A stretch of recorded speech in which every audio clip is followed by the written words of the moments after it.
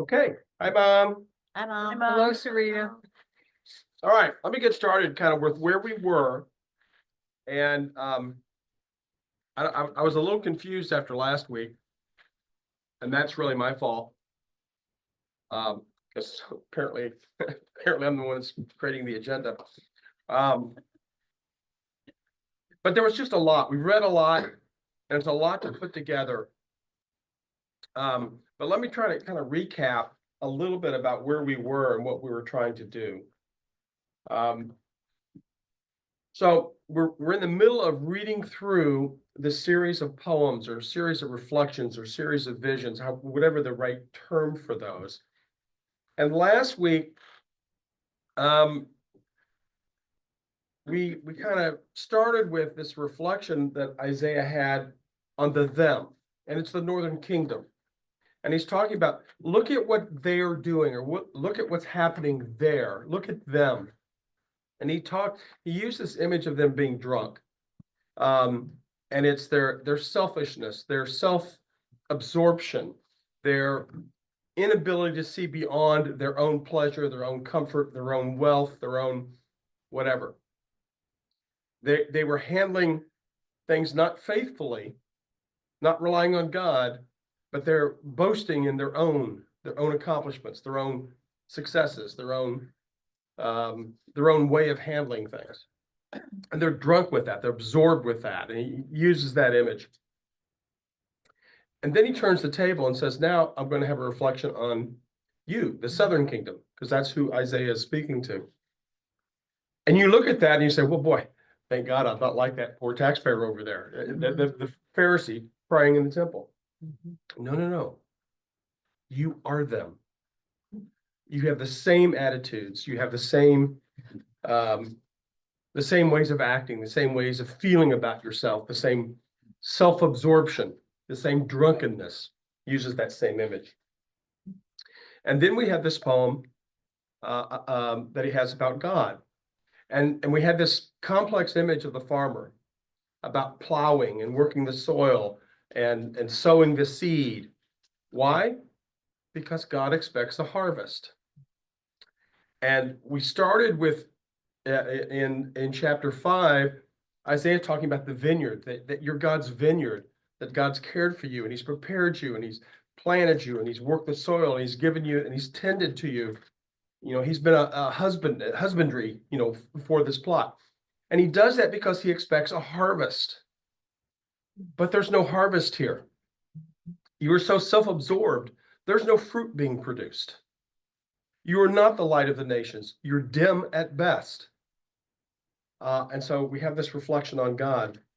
And then we did a series of 3 poems that kind of talks about the state of the relationship between God and the southern kingdom.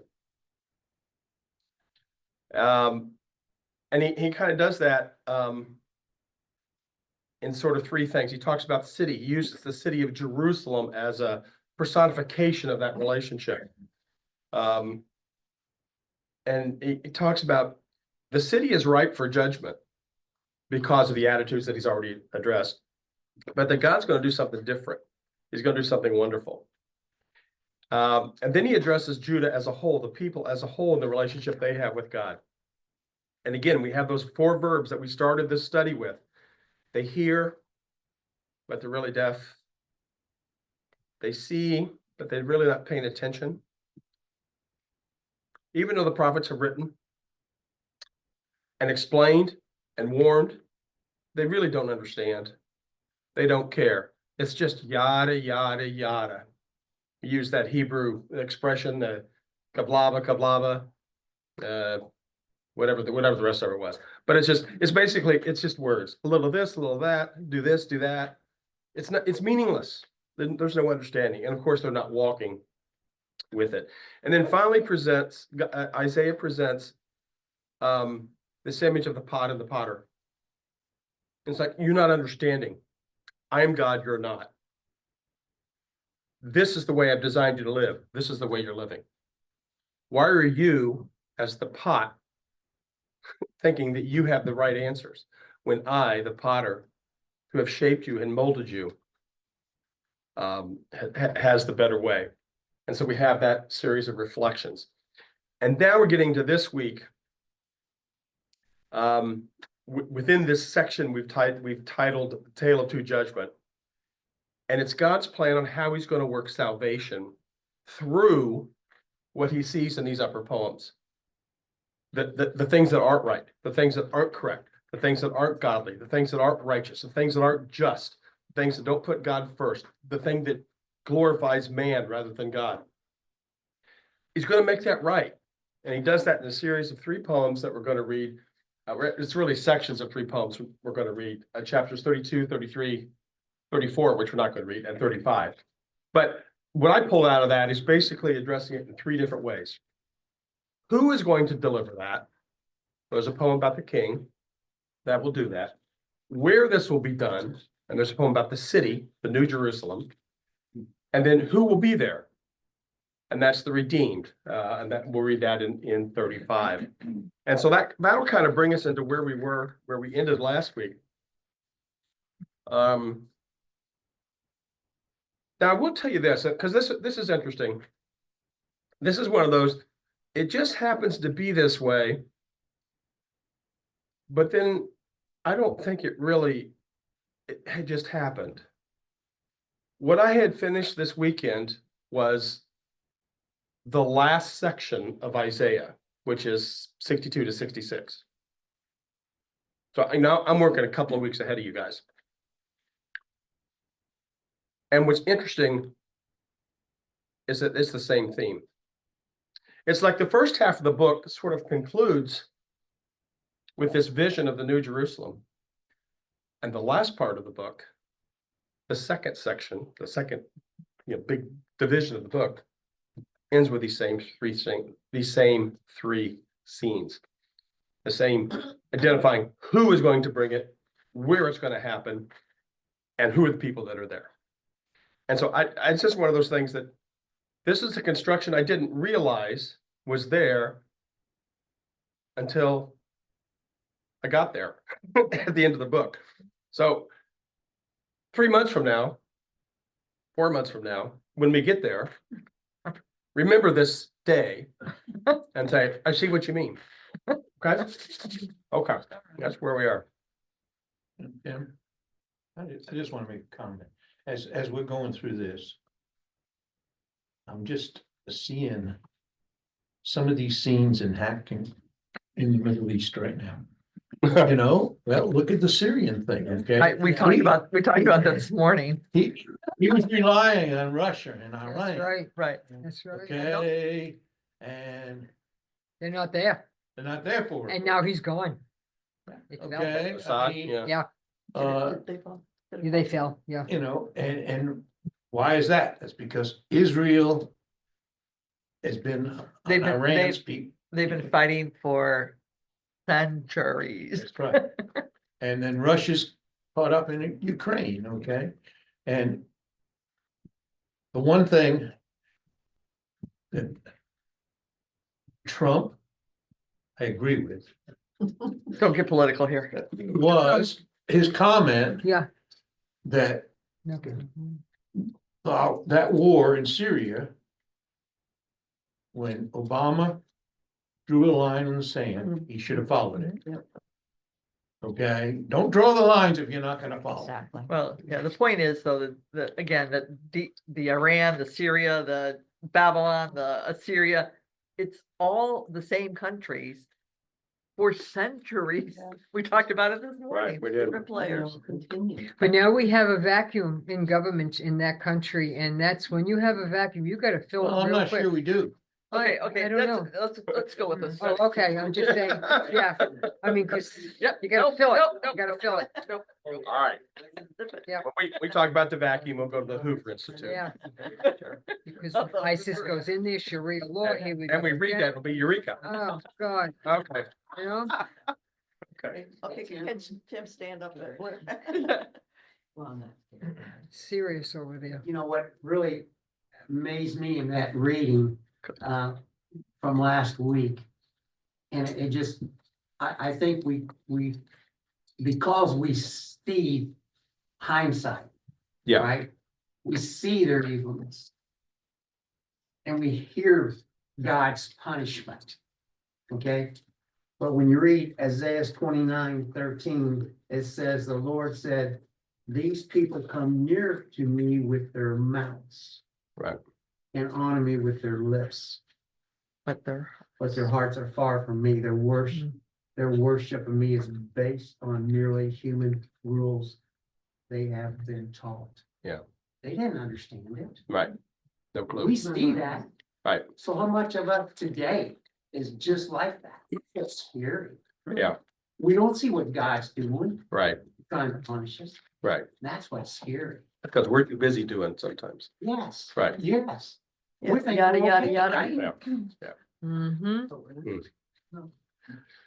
Well, that's why we're into the word.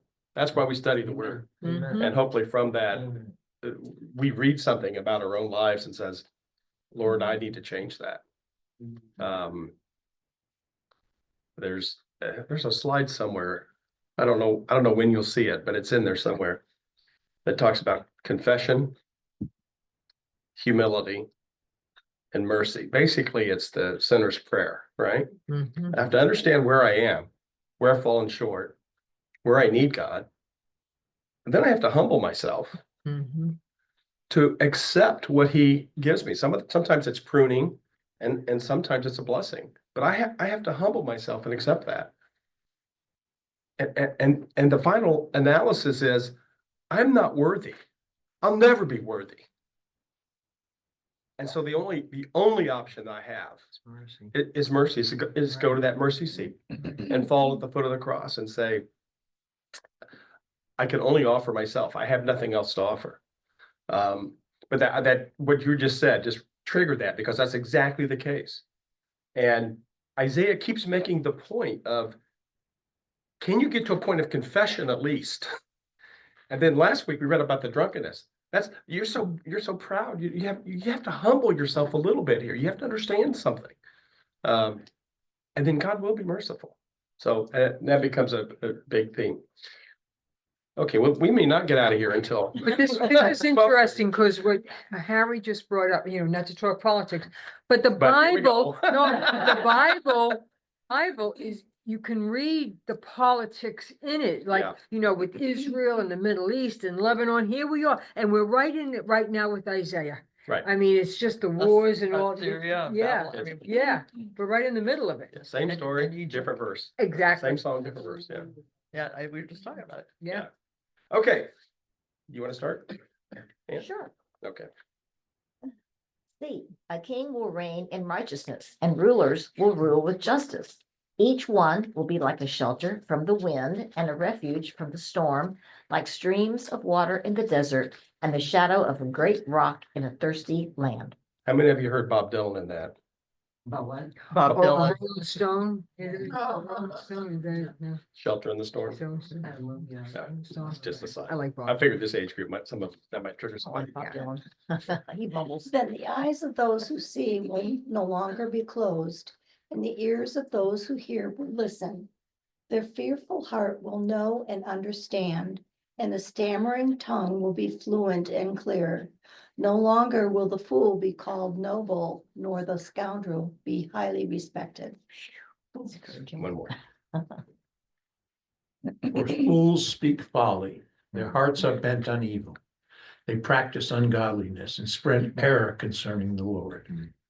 The hungry they leave empty, and from the thirsty they withhold water. Scoundrels use wicked methods. They make up evil schemes to destroy the poor with lies. Even when the plea of the needy is just, but the noble make noble plans, and by noble deeds they stand. My turn. All right, what did that mean?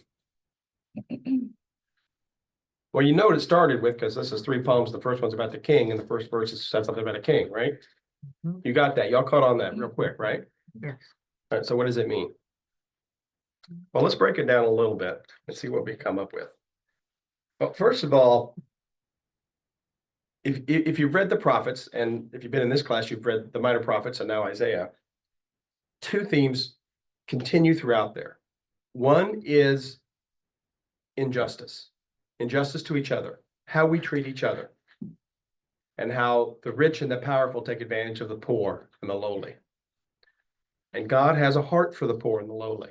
So he cares deeply about injustice. And the other is idolatry, where you put yourself above God, or you put some other thing above God. The king will reign in righteousness. So his rule will not be corrupt. His rule will not be unjust. His rule will be different than what you've experienced. And then look at the images that explain the difference in this kind of rule versus a rule of your earthly kings, where you see injustice, where you see this power play, where you see things made for the wrong reasons, usually for self-gain. You're in a storm. What do you want when you get in a storm? You want to get out of the storm. You want shelter. That king who rules in righteousness will provide that. There will be a peace there within the storms of life, a refuge, a place of safety and security. We talked about the Middle East. I'll just bring it up, but we won't go any further than this. The people in that region have been at war for, as Cindy said, centuries. Mhm. Centuries have been at war. How important is peace and safety and security? You're trying to raise a family and you worry about bombs going off. I know. How much better will this new place be, this promised place be, with a king who rules in righteousness and justice, and I have peace and security? How much better will this city be? They're in an arid region, right? Mhm. How many days can you go without water? No, Zero. We're, I don't know what our bodies are, 90% water. Mhm. We cannot go a day without an intake of water. But this king will provide streams, flowing water, plenty of water, enough water. And you're also in the desert, and what's scorching you from above? The sun. The sun, the heat, the beating down. And what does he provide? Shadow, a place of coolness, place of rest. So what is this king providing in this promise that Isaiah is given here? Think of the lives and the scratch existence that Yeah. we people have in this area. It's just, it's safe. There's provision, there's water, and there's comfort. There's not the beating down of the sun. So that sets up the image of what it will be like under this king. Let's go to the next one. Then the eyes of those who see. No, well, no. No, it's still my turn. Yeah. When they're highlighted, it's my turn. Okay, all right. Perhaps this is your first week here. I love you, Chris. You notice the words that are highlighted? Remember my 4 little verbs? Mhm. They're everywhere. They're everywhere. And it's so fun when you get to where your ears are tickled by them. The eyes of those who see will no longer be closed. Okay, well, wait a minute. I'm not gonna be able to hear but not understand. I'm not being able to see and still be blind. No, things will change. I will begin to understand. And notice the topsy-turvy. We've had that turn, the upside down. That was the poem before this. No longer will the fool be called noble and the scoundrel considered respectable. No. This king is going to make that right. He's going to turn that back around.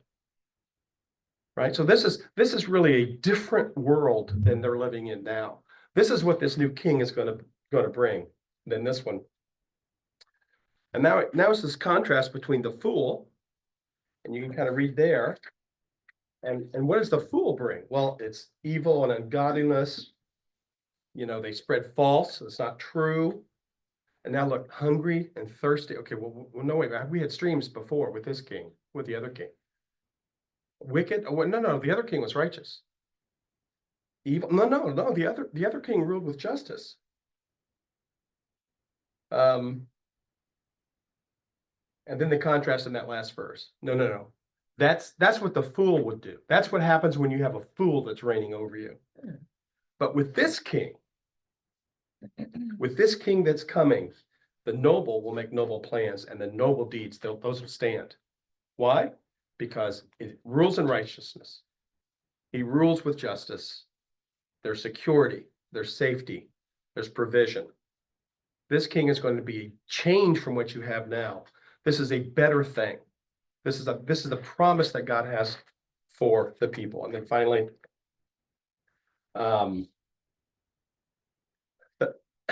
it's sort of this, it starts off, the palace will be forsaken. Well, that doesn't sound quite right. When we just talked about how glorious this is going to be. Well, it's going to come at a price. That price is going to be the cross, but it's going to come at a price. And your city will be desolate, be forsaken. This is what's going to happen to Jerusalem in the exile. And we'll read about that in 2 weeks. That everything's abandoned, everything is lost until. So there's going to be this intervening time when that king's not in power, when you're going to look and see everything devastated. Where's this promise of God? Where's this promise of God? Where's this king that's going to come? But until the Spirit pours that out on high, and through the judgment that's going to come, that will not be realized. But when it is, then the desert will be an orchard, the orchard will be a forest, and you'll see this renewal. So yes, there's this time of judgment that's coming, but I'm pointing you to a king that's better, a place that's better, a city that will be built, that will be just and right and provided for. This is a bonus verse. I didn't know if you noticed that. We didn't actually read this one. I think there's one. It was highlighted, so. It was highlighted, so you weren't supposed to. Very good here. Very good. You're really picking up on the class. For a first-time Christian, that's good. Then, and again, it's then future, right? Then, not now, but then, after the judgment and salvation is provided, then justice will inhabit and righteousness will be there. And then my people will dwell in a peaceful place in safe and secure places of rest. I didn't plan this for the discussion that you guys had this morning, but that's exactly it. Yeah. They're living in a war-torn world Oh, at their time. sure, yeah. The audience that Isaiah is talking about, threats all around them, Mhm. the exile to come. But then with this new king, this king that will come, then they will dwell in peace and secure places of rest. Mm. Kind of a neat way to point this vision of hope for a people that's really destined for some serious judgment. Yeah. And they're not hearing it. They're not listening to the prophets. It's just yada, yada, yada to them, right? They're not hearing it. But later, when they look back, they're going to say, this is what Isaiah is talking about.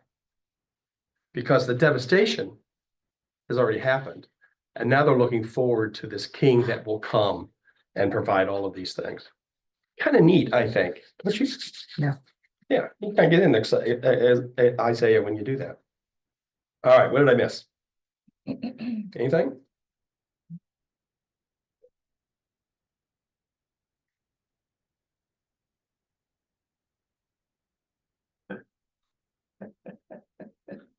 I'm looking at the time. What'd he say? I know, Harry.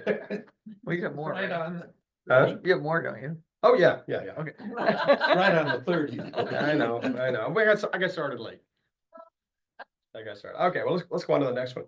This one talks about the city. So we talked about what the king would be and what the change in that rule would be. Now let's look at the city. And Chris, I think we were stopped on you. The Lord is exalted, for he dwells on high. He will fill Zion with his justice and righteousness.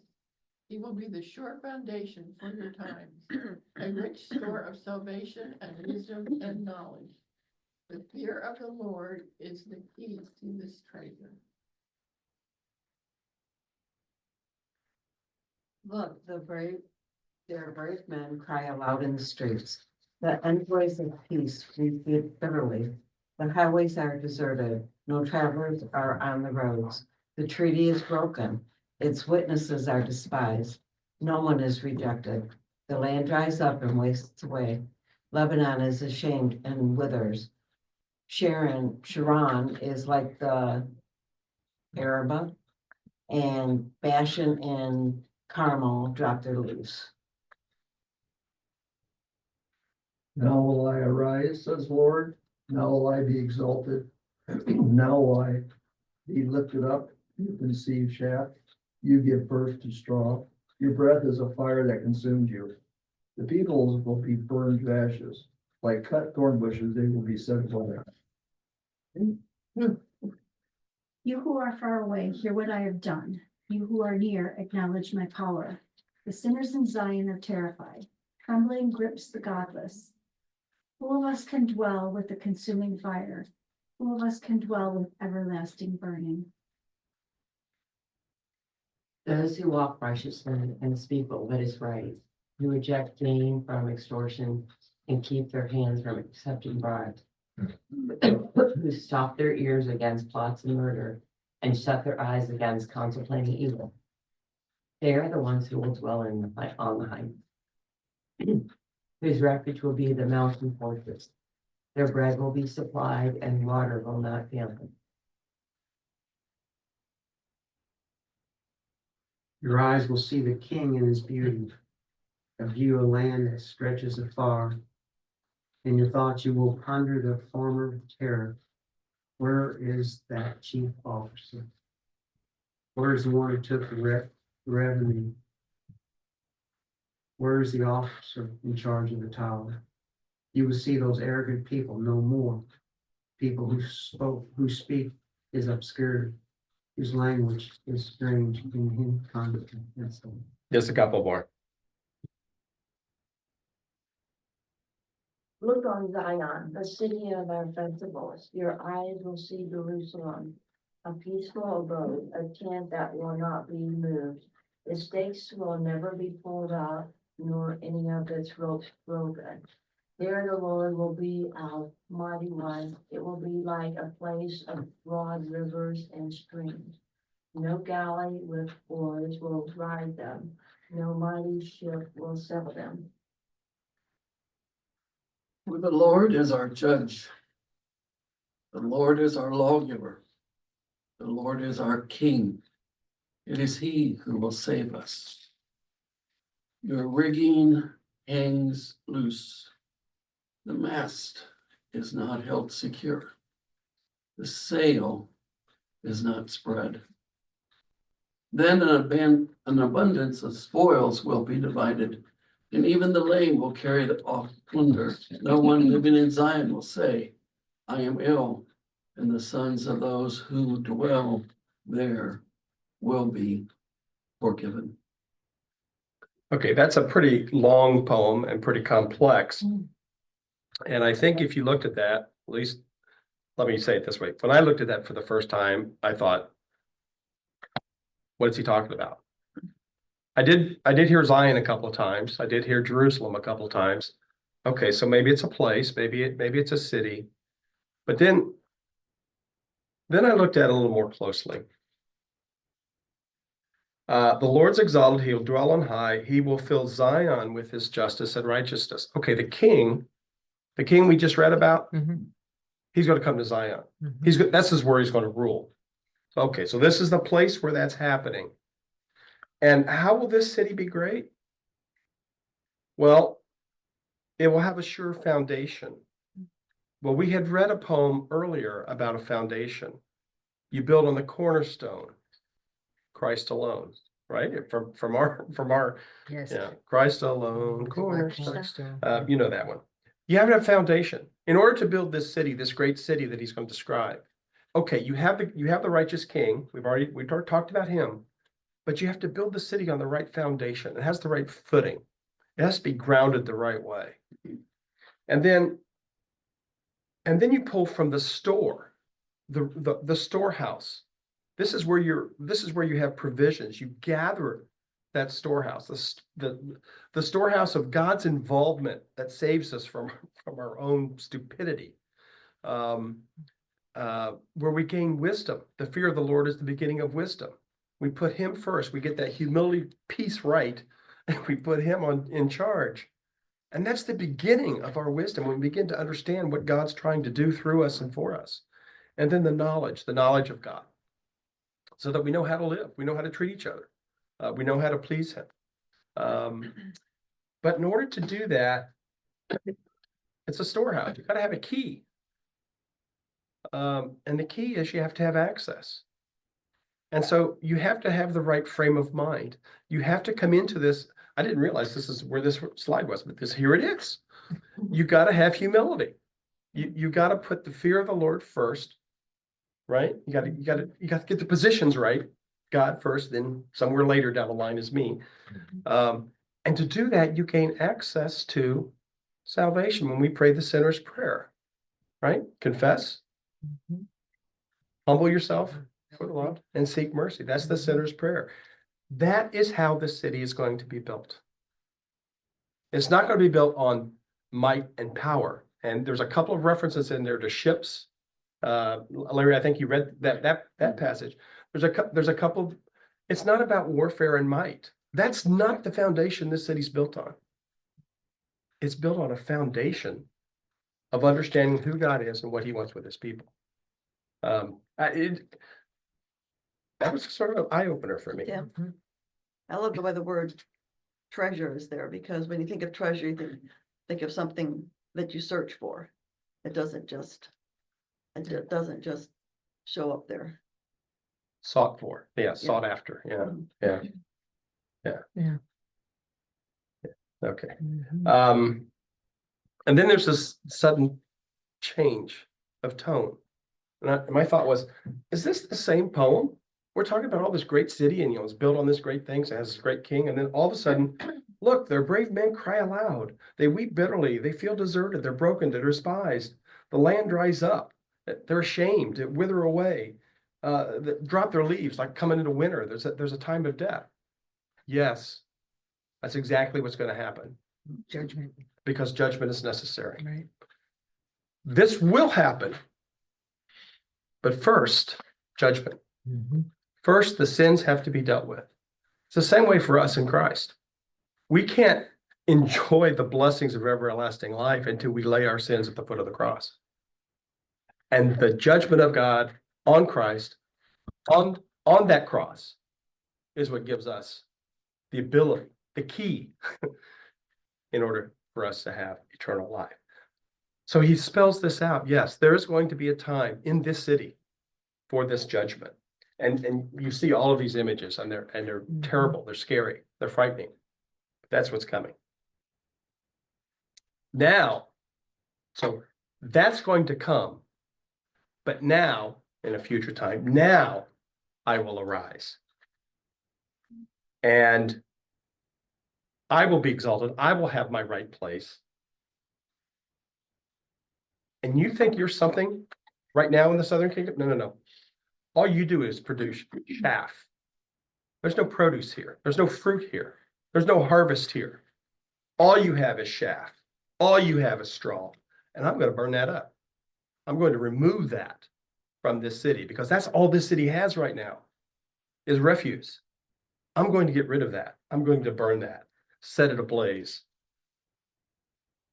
And then the sinners in Zion are terrified. Why are they terrified? If they're honest, it's because they know their chaff. And we already just heard what happened to chaff. Yeah. Talking about chaff. I can dig it. I don't know. My brain works that way. And look at the question they ask at the end. Who of us can dwell in this consuming fire? Who can handle this everlasting burning? You can't. You can't.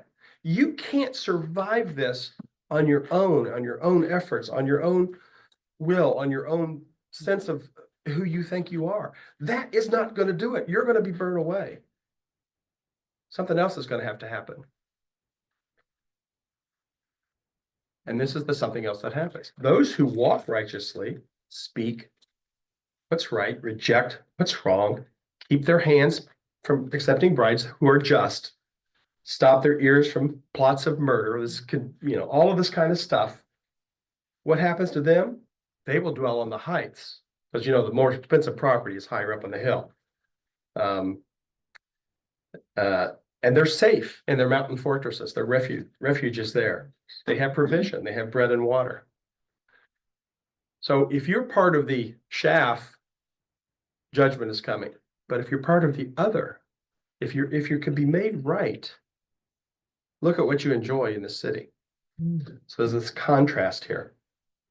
And then your eyes will see the king and the land that stretches far. And you will wonder, what happened to the chaff? Where is that chief officer who is unjust? Where is that one who took the revenue? No IRS in heaven. That's what I read in that. Where is the officer in charge of the power? Where's the might and the power of, where is it? It's burned away. That's chaff. It's gone in this new city. The king in his beauty will make sure that that chaff isn't in this city. And you'll see those arrogant people no more. That'll be burned off. That's the chaff that gets done. Now look on this city. And your eyes will see Jerusalem. And even though all this is burned away, what do you see? Well, it's a beautiful place. It's secure, it's lasting, it won't be moved. And there in that city, there's the Lord, the mighty one. Go to the end of Revelation chapter 22. And what do you see? God in his glory is present in that city. His light shining out from that city. Broad rivers, so you have plenty of water. And they're broad, which means they are peaceful, Yeah. right? And no military threat. No galley with oars, no mighty ships are sailing them to attack you. You have peace and security right here in this city. And then the Lord's our judge, our lawgiver, our king. It is he who will save us. We're not saving ourselves by our own actions. No. He will be the one who saves us. And no one living in Zion will say, I'm ill, but the sins of those who dwell there will be forgiven. And so we have this promise of, even though we have sinned, and even though we're due judgment, somehow in this new city, God's going to forgive us our sins, and we will be clean, and we will live securely. It's a pretty amazing view. And we as Christians, this is all theology we understand, right? From just what we know from the New Testament. But here Isaiah is presenting this, and he's presenting it to a group that doesn't know that a Nazarene is going to be born, in a little cradle in Bethlehem under a bright star. He doesn't know that. He doesn't know that that person will grow up and be crucified and died. They don't understand that Jesus will be the sacrifice that allows the judgment to be poured out so that we can enjoy this new city. But he's painting this picture. And he sees what it's going to be. He doesn't yet see how. When we get to the second half of the book, we'll see how he begins to see some of the how there. Maybe that's why the people are yada, yada, yada. They don't understand. They don't understand it. Yeah, exactly. Yeah. And we read last week where Isaiah puts it in the scroll, and they're going to pull the scroll out and they say, I can't read this. I can't read this. I feel the same way about Revelation sometimes. I don't know what those three eyes mean, but it's that same idea. All right, I'm sure I missed a few things in there, but isn't that kind of neat? What's really neat is we're so many years before that John on the island was revealed the revelation. I mean, it's amazing. It's so on mark here. We'll see that. Dorothy, we'll see that even more in it's the just so amazing. The last little section.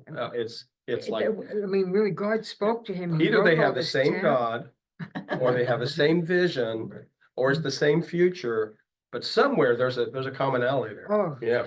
amazing. Yeah. Okay, anything else you want to jump in here?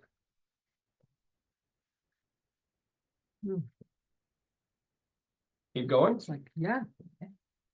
because I can pause. Both and I love the way, because we've seen this theme over and over.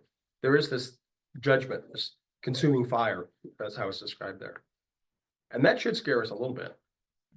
But there's always this hope, there's always this promise, there's always this, what happens after salvation through that judgment.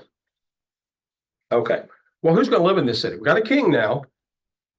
We got a city, we kind of described that. Who lives there? I have no idea where we are. Rich, are you? Yeah. The desert and the parched land will be glad. The wilderness will rejoice and blossom. Like the crocus, it will burst into bloom. It will rejoice greatly and shout for joy. The glory of Lebanon will be given to it, the splendor of Carmel and Sharon. They will see the glory of the Lord, the splendor of our God. Strengthen the feeble hand, steady the knees that give way. Say to those with fearful hearts, be strong, do not fear. Your God will come. He will come with vengeance, with divine retribution. He will come to save you. Then will the eyes of the blind be opened and the ears of the deaf unstopped. Then the lame will leap like a deer and the mute tongue shout for joy. Water will gush forth in the wilderness and streams in the desert. The burning sand will become a pool, the thirsty ground bubbling springs.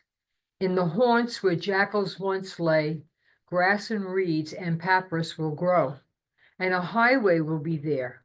It will be called the way of holiness. It will be for those who walk on that way. The unclean will not journey on it. Wicked fools will not go about on it. I think you get the last one, huh? Okay. No lion will be there, nor any ravenous beast.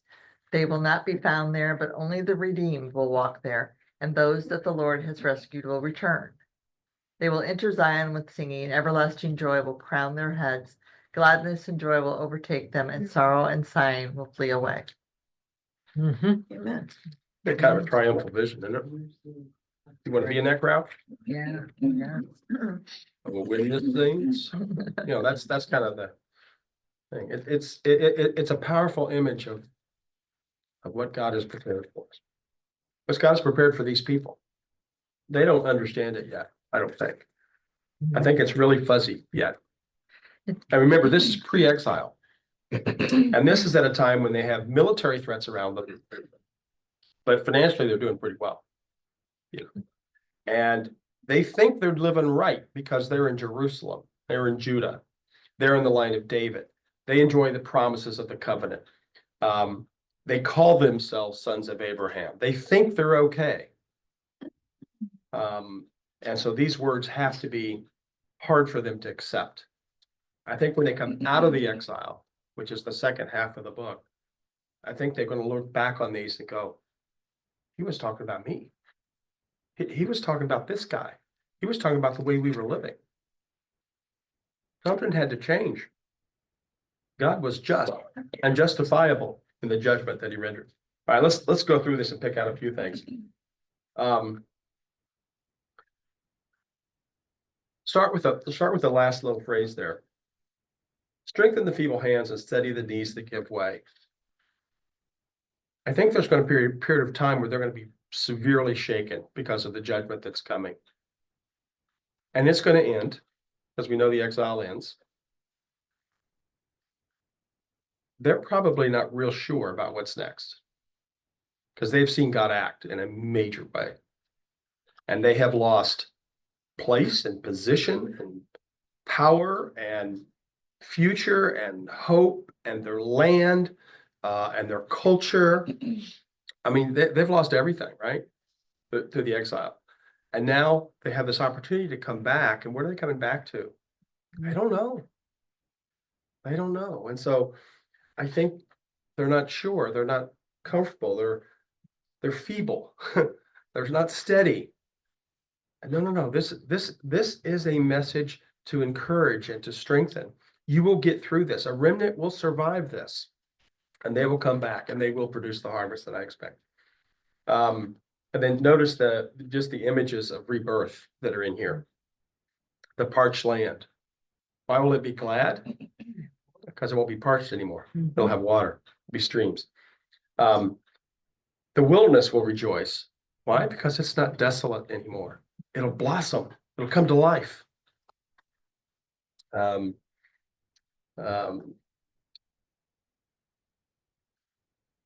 yeah, and not just no longer dead. I mean, crocus is a beautiful flower. The splendor and glory. These type of words talk about what this new birth, what this new life will be. Next little section here. So again, to those that are fearful, the feeble, the shaky knees, don't fear, your God will come and he will come with a vengeance. Why will he come with a vengeance? I thought he just judged. Well, he judged you.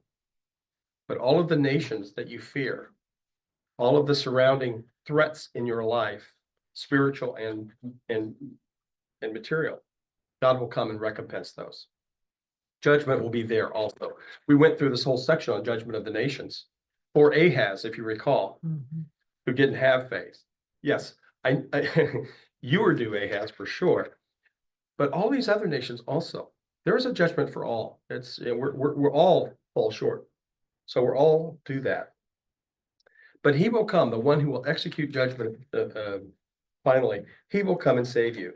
And then, does this not tell you what Jesus does when he ministers to people? The eyes of the blind are open. The ears of the deaf are unstopped. The lame leap. The mute speak. And then this image again from the desert, the wilderness, streams in the desert. It'll be new. It'll be healing. It'll be full. I mean, you just, the image here is really, really powerful. And those also are the verbs we talk about, see and hear and understand and walk. So all of those are sort of wrapped up here. And as long as we're talking about those, we might as well throw in a highway. Because it's not like you're going to have to climb this mountainous pass to get over this hump to get there. No, it's a highway that's opened up. It's a smooth way.